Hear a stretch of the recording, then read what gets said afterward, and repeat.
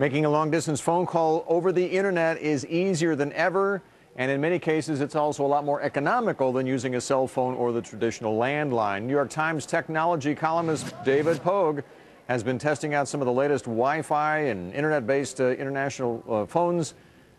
He joins us from Stamford, Connecticut, to talk about some of the cooler items that are out there. And there's a need for these, David, because it's pretty expensive when you use the traditional methods to call overseas, right? Oh yeah, I was pricing it out. Do you know how much it costs to call from a London hotel room to New York City for 10 minutes? $58.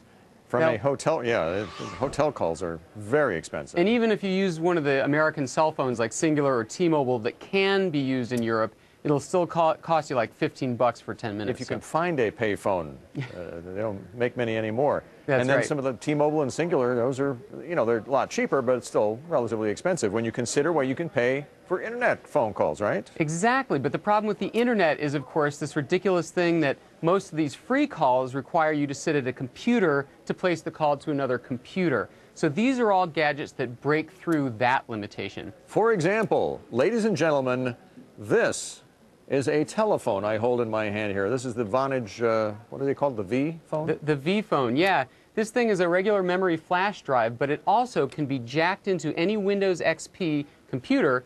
You plug a headset into this little hole, and you are instantly making phone calls in United States, Canada, and most of Europe for a flat $25 a month, all the calls you care to make. So you don't need a laptop, you don't need Skype, you can just carry this little thing around with you. What's the drawback, though? Well, the only drawback is that you have to be at a Windows XP computer. I mean, you can't be doing this on the run or in a taxi. So you won't be able to use Vista on this, at least yet. Nope, they're working on that one. All right, here's, speaking of Skype, here's a little number called Netgear.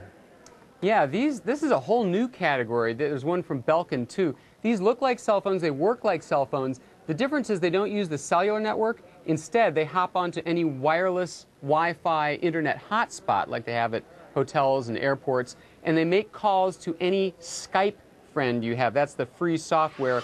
Or for about 2 cents a minute, you can call any phone number in any country directly from here, as long as you're in a wireless hotspot.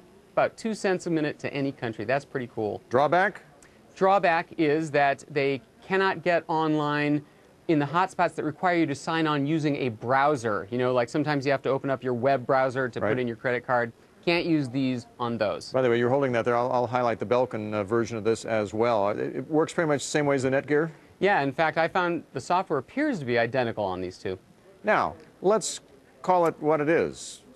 Calling over the internet should be free, and will be. And we're all going to be paying nothing for making phone calls eventually, right? I can't see anything but inevitability here. I just cannot see, with internet being free, I mean, I think Vonage has a lot of nerve charging $25 for unlimited call over the internet. I mean, this is going to be free.